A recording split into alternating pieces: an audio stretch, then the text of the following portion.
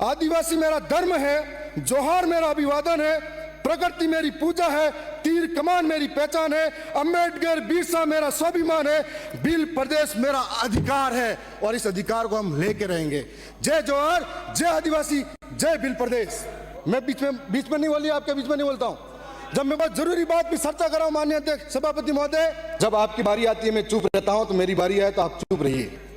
जाति के आधार पर नहीं मांग कर रहा हूँ, गुजराती के आधार पर गुजरात का नाम पड़ा, मराठी के नाम पर महाराष्ट्र बनता है तो पंजाबी के नाम पर पंजाब बनता है, तेलुगु के आधार पर तेलंगाना बनता है तो भीली बोली के आधार पर भील प्रदेश भी बन सकता है। और धन्यवाद सभापति महोदय, आपने मुझे मांग संख्या 30 व 31 पर बोलने का अवसर दिया, इसके लिए मैं आपका धन्यवाद। साथ ही मैं वर्तमान सरकार को भी धन्यवाद देना चाहूँगा कि जनजातीय क्षेत्रीय विकास के लिए आपने पूर्व में 500 करोड़, फिर 1000 करोड़, इस बार 1500 करोड़ की इसमें बढ़ोतरी हुई है, इसके लिए मैं धन्यवाद दूंगा। साथ में इस बात का भी धन्यवाद दूंगा कि हमारे पूर्व के भासिया, सरपटा और डूंगर बरंडा और कालीबाई, इनके लिए भी आपने शहीद स्मारक बनाने के लिए बजट में प्रावधान दिया है। साथ में आज इस राजस्थान की सर्वोच्च महापंचायत के अंदर खड़ा होकर मैं बोल रहा हूं, जहां पर पक्ष और विपक्ष का ध्यान मैं इस तरफ आकर्षित करना चाहूंगा कि आज आदिवासी जो इस देश के, जब कोई धर्म नहीं था, जब इस देश का नाम भारत नहीं था, संविधान का निर्माण नहीं हुआ था, तब से रहता आ रहा है। अंग्रेजों के समय में भी, अंग्रेजों से आजादी की लड़ाई जब भारत देश आजाद हुआ उससे पहले लड़ते आए, बिरसा मुंडा के नेतृत्व में उन्होंने लड़ाई लड़ी है। उसके बाद में मेवाड़ का इतिहास जब सामने आता है तो इतना गौरवशाली इतिहास है, जहां पर राणा प्रताप का नाम महाराणा पड़ता है तो वहां के भीलों की वजह से पड़ता है। इतने गौरवशाली इतिहास के अंदर भी हम लोगों का कदम कदम पर साथ रहा है देश की आजादी में। परंतु मैं कहना चाहता हूं कि सरकारें आई गई, सबने आदिवासियों को वोट बैंक के नाम पर इस्तेमाल किया, लेकिन आज आदिवासियों की वास्तविक स्थिति क्या है? क्या आदिवासी धीरे धीरे आर्थिक रूप से, सामाजिक रूप से, सांस्कृतिक और शैक्षणिक रूप से धीरे धीरे हांसे की ओर धकेले गया? करोड़ों का बजट आया, लेकिन आदिवासियों की स्थिति वैसी की वैसी है। 5 जनवरी 2011 कैलाश बना महाराष्ट्र, सुप्रीम कोर्ट का जजमेंट कहता है कि इस देश का मूल मालिक आदिवासी है, लेकिन आदिवासियों की हालत मजदूर जैसी बन गई है।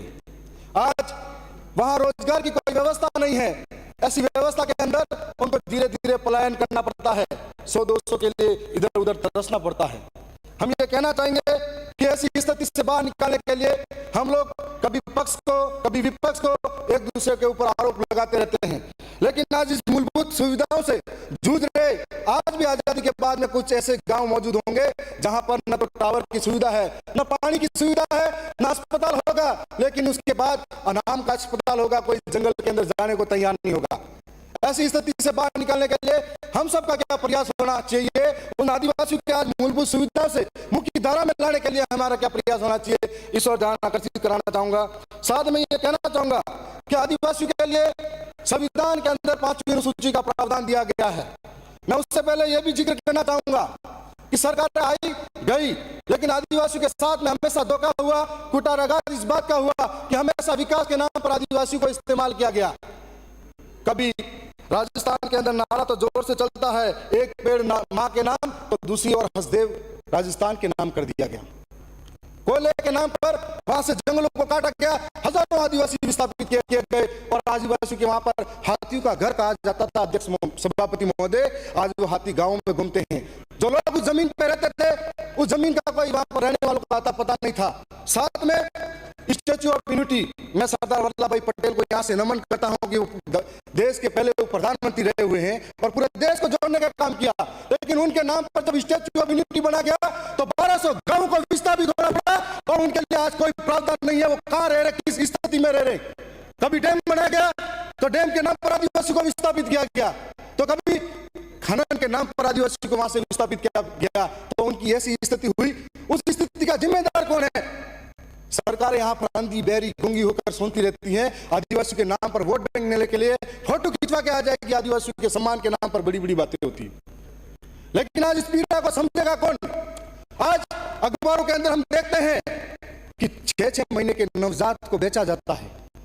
तब इस बात को सोचना पड़ेगा कि अपने कलेजे के टुकड़े को कौन बेचना चाहता है? ऐसी क्या मजबूरी रही होगी उस माँ बाप की जिसको अपने माँ बाप को, उस बच्चे को बेचना पड़ता है। माननीय सभापति महोदय, मैं भी चुनाव के दौरान मंत्री जी के गांव और डाकन कोटा जैसे इलाके में गया था। मैं अखबारों में सुना करता था कि कभी कभी यहाँ पर बहन बेटी को आसपास के गुजरात जैसे क्षेत्र में बेचा जाता है, तो कभी सुना करता था कि ऐसा ऐसा यहाँ पर होता है, पानी की सुविधा नहीं है, कोई बिजली की सुविधा नहीं है। जब उस इलाके के अंदर गया, मैं वास्तविकता में देखा कि आजादी तो भारत देश के लोगों को मिली, विकसित भारत के नाम पर भारत चांद पर पहुंचा, लेकिन आदिवासी आज वहीं का वहीं रह गया। उसकी क्या स्थिति है, इसके बारे में गंभीर विषय में सोचा नहीं था। और हम लोगों को गालियां देना बहुत आसान है।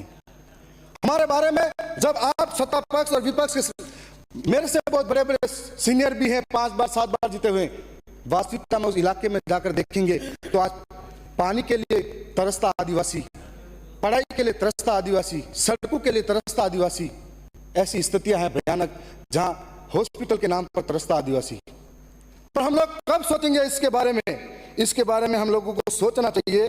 साथ में 5वीं अनुसूची का अगर जिक्र करें तो संविधान के अंदर आदिवासी का उत्थान और उनकी सुरक्षा के लिए 5वीं अनुसूची का प्रावधान किया गया है। और 5वीं अनुसूची का अंदर प्रावधान है कि आर्टिकल 244(1) और आर्टिकल 13(3) के तहत न लोकसभा, न राज्यसभा, न विधानसभा, सबसे बड़ी ग्राम सभा, उसका पालन आज तक नहीं किया गया। माननीय सभापति महोदय, राइट टू ओनरशिप और राइट टू गवर्नेंस, इसका मतलब कि हम आदिवासी का स्वशासन स्वयं करेंगे और आदिवासी के अंदर मालिकाना हक हमारा होगा। 5वीं अनुसूची के अंदर प्रावधान है, उन प्रावधानों को हमेशा सरकारें, कोई भी रही, किसी ने कभी बात का जिक्र नहीं किया और उनको ताक पे रखकर आदिवासी क्षेत्र के अंदर घुसपैठ हुआ। आदिवासी के अंदर ग्राम सभा का प्रावधान है कि इसके अंदर इतने बड़े कानून लागू हैं कि हमारी ग्राम सभा के बिना परमिशन के कोई कलेक्टर भी अंदर पांव नहीं रख सकता। इतने बड़े, मैं नहीं कह रहा हूं, ये संविधान की 5वीं अनुसूची बोल रही है और मैं 5वीं अनुसूची का जिक्र कर रहा हूं। माननीय सभापति महोदय, आज बात करें 5वीं अनुसूची की,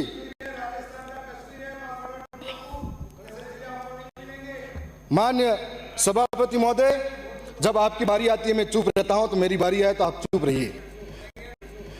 माननीय सभापति महोदय, मैं आपको बताना चाहूंगा, आर्टिकल 244 के अंदर जब हमारे देश के संविधान के अंदर इस तरह के प्रावधान हैं, हम लोग कहते हैं संविधान की रक्षा, कोई कह रहा हम करेंगे, कोई कह रहा तोड़ रहे हैं, तो 5वीं अनुसूची धरातल पर लागू क्यों नहीं हुई?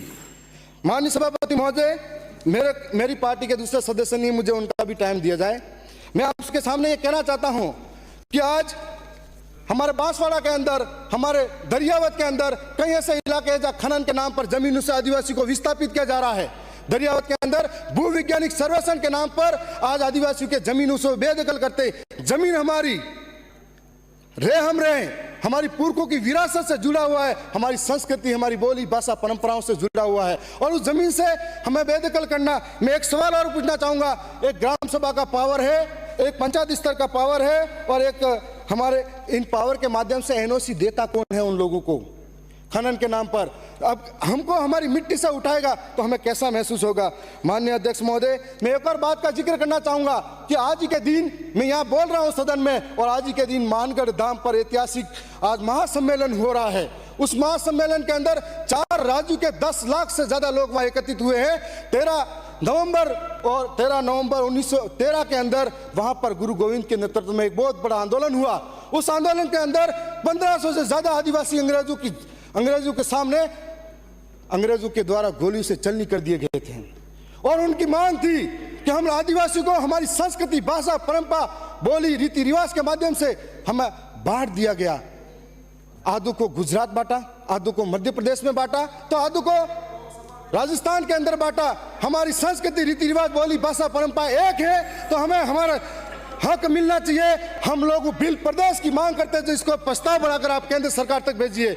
माननीय अध्यक्ष महोदय, मैं बीच में नहीं बोली, आपके बीच में नहीं बोलता हूं। जब मैं बहुत जरूरी बात भी चर्चा कर रहा हूं माननीय अध्यक्ष सभापति महोदय, कि आज हजारों पुरखों की विरासत है, उसके लिए हमारी मांग है। आज इस मांग को अगर आप पूरी करते हो, मैं किसी जाति के आधार पर नहीं मांग कर रहा हूं। गुजराती के आधार पर गुजरात का नाम पड़ा, मराठी के नाम पर महाराष्ट्र बनता है तो पंजाबी के नाम पर पंजाब बनता है, तेलुगु के आधार पर तेलंगाना बनता है तो बिली बोली के आधार पर बिल प्रदेश भी बन सकता है। और इसके माध्यम से कहना चाहता हूं कि आपके माध्यम से कहना चाहता हूं बिल प्रदेश की मांग आप रखे जाए। मैं साथ में आप टीएससी विभाग के कुछ प्रावधान हैं उनके बारे में भी कहना चाहूंगा कि टीएससी विभाग हमको आदिवासी अनुसूचित क्षेत्र के अंदर मिला। 2 मिनट का समय लूंगा।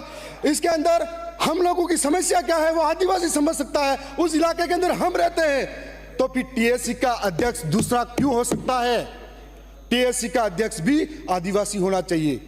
साथ में ये कहना चाहूंगा कि टीएससी के अंदर जो प्रावधान है उसके साथ में भी कई बार, माननीय सभापति महोदय, मैं लास्ट में इतना ही कहूंगा, एक दो लाइन। जो 1931 के अंदर हमारे को धर्म कोड मिला हुआ था, प्रत्येक आदिवासी अलग था। 1951 में हमारा धर्म कोड था, उसको खत्म किया गया। मैं लास्ट में एक लाइन से खत्म कर दूंगा। आदिवासी मेरा धर्म है, जोहार मेरा अभिवादन है, प्रकृति मेरी पूजा है, तीर कमान मेरी पहचान है, अम्बेडकर बिरसा मेरा स्वाभिमान है, बिल प्रदेश मेरा अधिकार है और इस अधिकार को हम लेके रहेंगे।